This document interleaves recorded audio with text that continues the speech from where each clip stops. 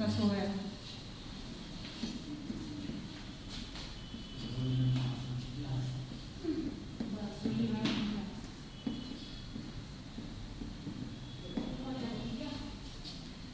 हाँ स्टूडेंट्स, जैसे कि आपको पिछले वीडियो में जो क्वेश्चन बताया था उसमें क्या था, परिभाषाएं थी, विशेषताएं थी। अब अपने को क्या बताना है, उद्देश्य अभी बाकी है, प्रकार बाकी है और काल। मतलब ये जो क्वेश्चन है वो लॉन्ग आंसर टाइप का क्वेश्चन है और इस क्वेश्चन के अंदर जितने भी स्टेप आ रहे हैं उनको सबको क्या करना है, एक क्रम से लिखना है, मतलब सिस्टम से लिखना है। तो जो इन्होंने सबसे पहले बताया सामाजिक नियंत्रण के क्या बताया, उद्देश्य। तो जो उद्देश्य है वो कौन कौन से हैं,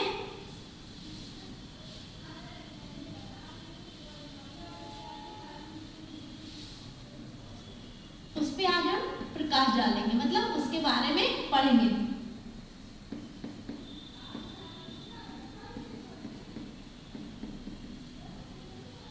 तो जो आंसर है वो क्या रहेगा, जो सबसे पहला बताया उसका आंसर जो है सबसे पहला, इस नियंत्रण का प्रमुख उद्देश्य समाज में अधिकतम, इस नियंत्रण का प्रमुख उद्देश्य, इस नियंत्रण का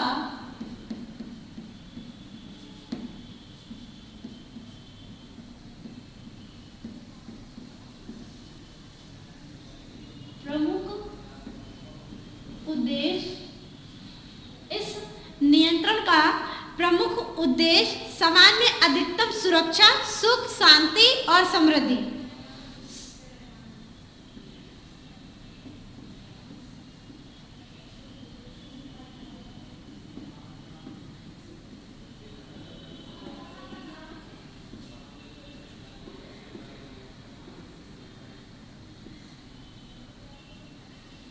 सुख, शांति, समृद्धि, समाज में अधिकतम सुरक्षा। जो ने बताया वो क्या बताया, इस नियंत्रण का प्रमुख उद्देश्य जो है सुख, शांति और समृद्धि के अलावा क्या बताया कि समाज में अधिकतम सुरक्षा।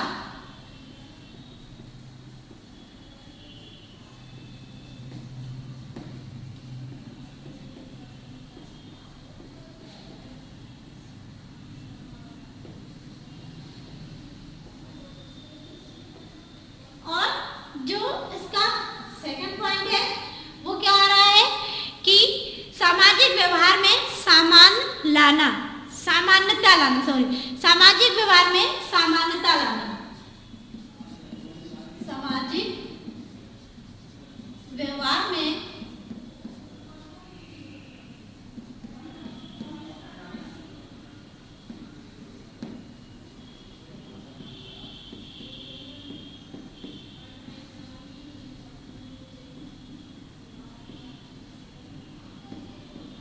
समानता लाना।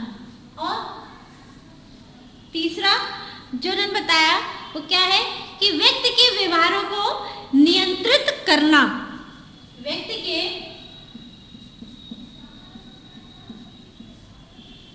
व्यवहारों को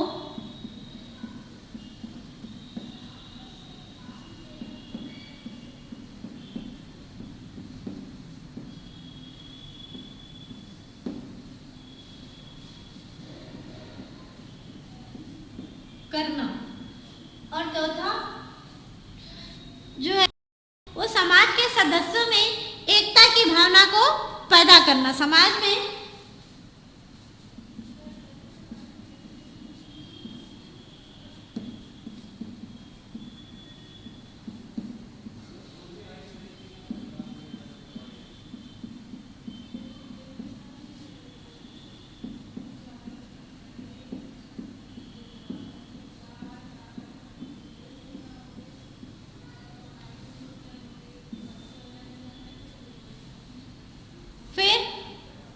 लोगों के विचारों तथा कार्यों में संतुलन स्थापित करना, लोगों के विचारों में,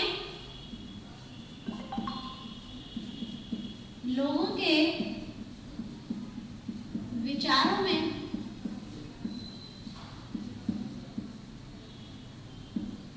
संतुलन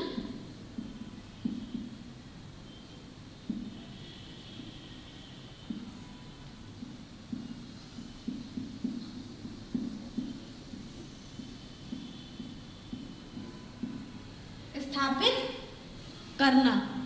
फिर उसके बाद लोगों के स्वीकृत मूल्यों, व्यवहारों, प्रतिमानों, स्वीकृत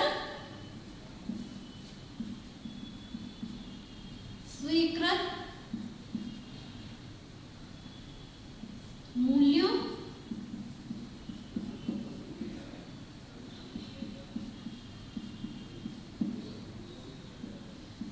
स्वीकृत मूल्यों,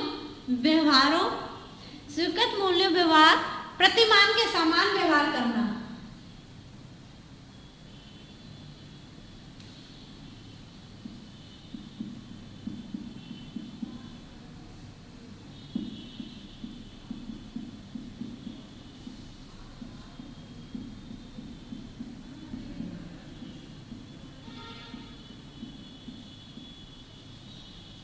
व्यवहार करना। तो ये क्वेश्चन क्या था, यहीं पे जो एक छोटा सा इसका क्या था उद्देश्य।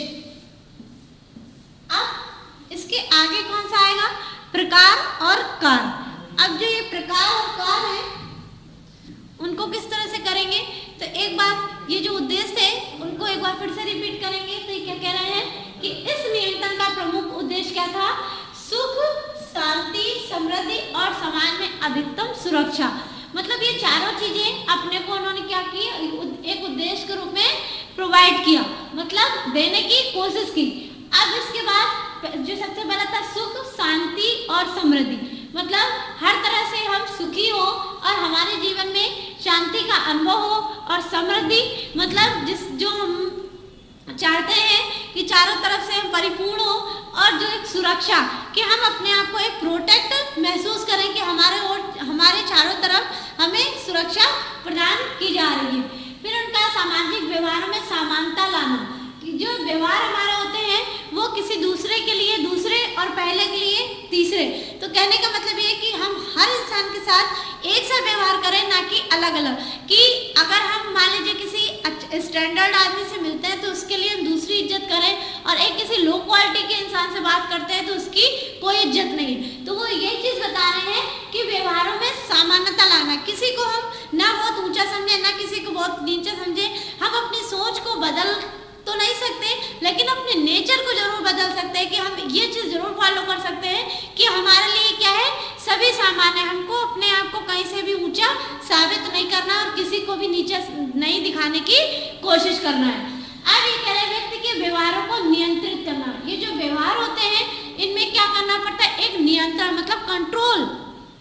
किसी भी चीज पे एक व्यवहार की बात नहीं कर रहे, अगर हम किसी चीज पे नियंत्रण पा लेते हैं तो ये आप मान लो कि 100% विजय अपनी ही होनी है, या उस चीज पे हम विजय प्राप्त कर लेते हैं। लेकिन जहां पर हमारा नियंत्रण खो जाता है तो वहां पे ये बिल्कुल तय है कि हम कहीं ना कहीं अपने आप को हारा हुआ महसूस करते हैं। तो उसकी सच्चाई के लिए क्या करना है कि हम सिर्फ अपने कंट्रोल मतलब एक जो दिमाग की बात अगर करें तो हम कहीं ना कहीं अपने आप को अपने से अलग ना करके बल्कि थोड़ा सा उसमें माइंड मेकअप करके अगर चले तो क्या हो जाएगा, हमारे जो व्यवहार है वो अपने आप ऑटोमेटिकली नियंत्रित हो जाते हैं। फिर उनका समाज में एकता की भावना को पैदा करना, मतलब हम खुद जो एक परिवार, घर और समाज में रह रहे हैं, समझ रहे हैं कि ये हमारा है, ये दूसरे का है, ये तो वो चीज ना करके बल्कि हम हर एक को एकता के सूत्र में, मतलब एकता का एक जो सूत्र होता है, मतलब एक जो प्रकार होता है, सूत्र का मतलब यहाँ पे क्या है